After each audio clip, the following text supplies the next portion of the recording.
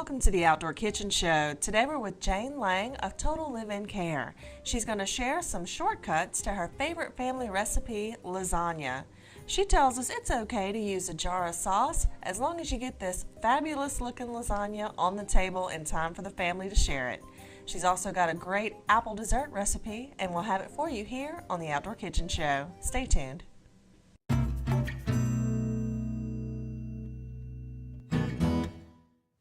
Hi, and welcome back to the Outdoor Kitchen Show. I'm Marissa Turner, and today we are on location with Miss Jane Lange, and we're here in Denham Springs.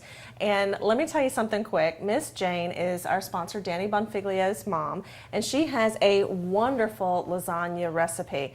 Now, Miss Jane, where did you get your lasagna recipe? From my ex-mother-in-law, and she taught me how to cook. And I was a young girl, and she took me in and just taught me everything I know, and she was a wonderful, patient person. Oh, good, yeah. And helped me, and I didn't know how to make lasagna, and she made it the old-fashioned way, though. Right, now she was Italian. She was, yes, definitely. Now, she made everything from scratch. From scratch.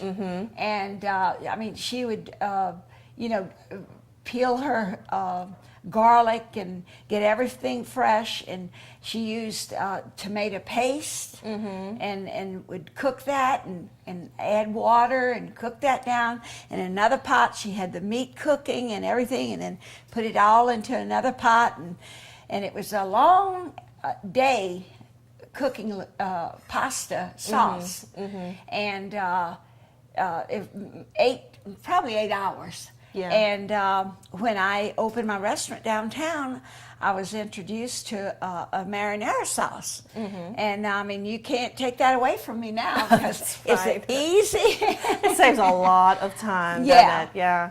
Now, your restaurant was Jane's Cafe. Jane's Cafe across downtown. from on North Boulevard, 115 North Boulevard, sandwiched between the newsstand and the Black Forest, and right across from the courthouse and everything. Right. Now, you would have to make giant pots of Oh, everything, God. right? Oh, yes, indeed.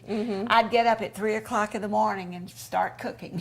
Well, we're not going to show you the long way today. We're going to use a few shortcuts. Now, you've got your favorite marinara sauce here. Yes, That's I do. the Paul Newman's that comes in a jar. And if you see in front of that, too, we have a really quick and easy recipe that's for dessert. That's a little apple dish, and we'll show you that here in a little bit.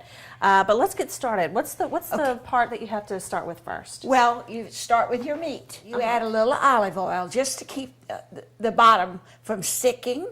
And then I start with my Italian sausage.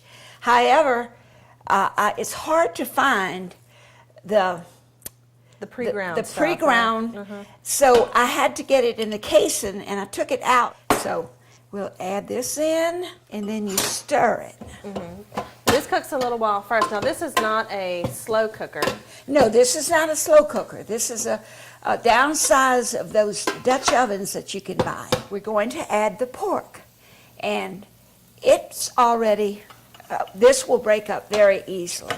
And this is just regular old ground pork. Just ground pork. Okay. Okay, and it'll break up. Okay, and then I'm going to stir this and let it cook down. Now, is this a pound of each? A pound of each. It makes 2 large pans, and I always have one for the freezer and one for the family.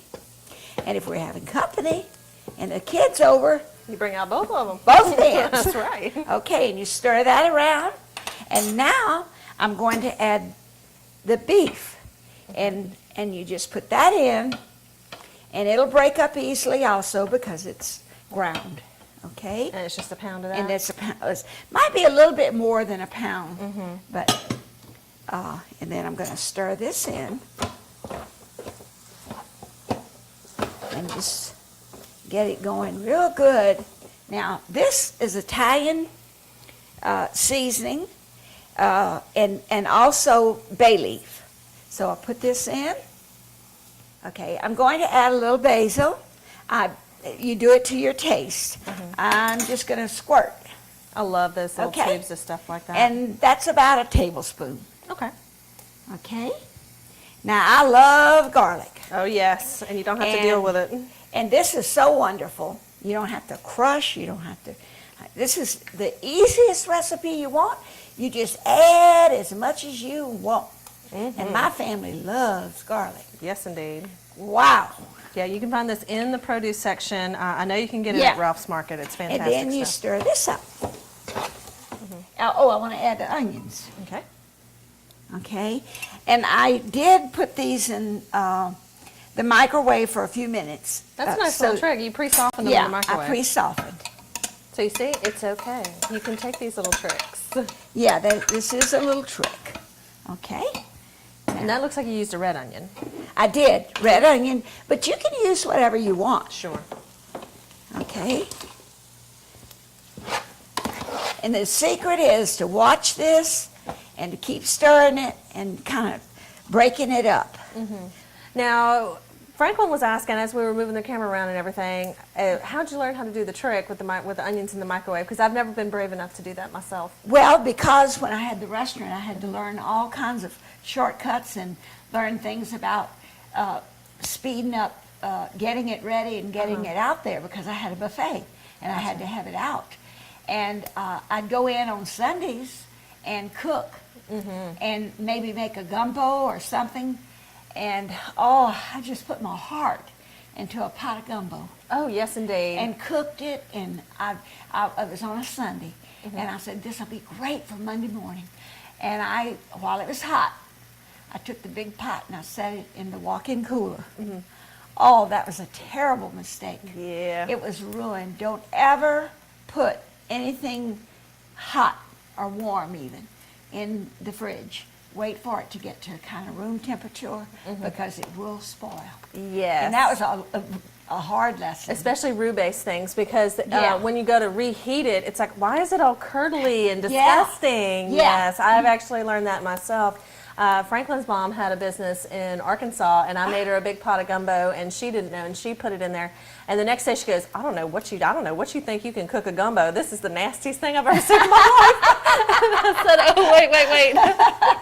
If you want to do something like that, there's a lot of roux mixes and things instead of using the real roux, and that won't spoil as quickly as the real roux will. That's right. But you got to watch out whenever you're putting something into the cooler, because it will do that. Now yes, indeed. Let me stir this a little bit here. Yes, ma'am. And it's getting there. Okay. It just takes a while. And sure. Yeah, meat's got to cook. Yeah. Now, while that's cooking, tell us a little bit about the apple dish you have over there. Okay, the apple dish is so easy. And people will just fall over for it. But it's so easy.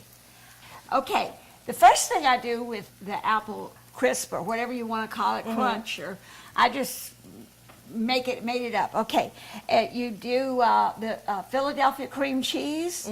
You do 3 8-ounce packs of and softened, let it get it room temperature, cream cheese, and a cup and a half of powdered sugar, and a teaspoon of vanilla.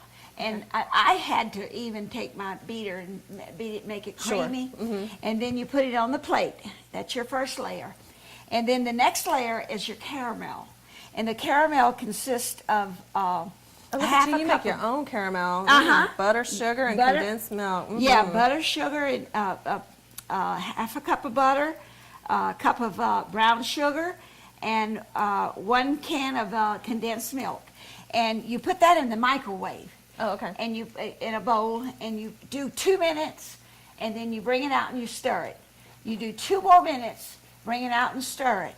You do 1 more minute, and then it's ready.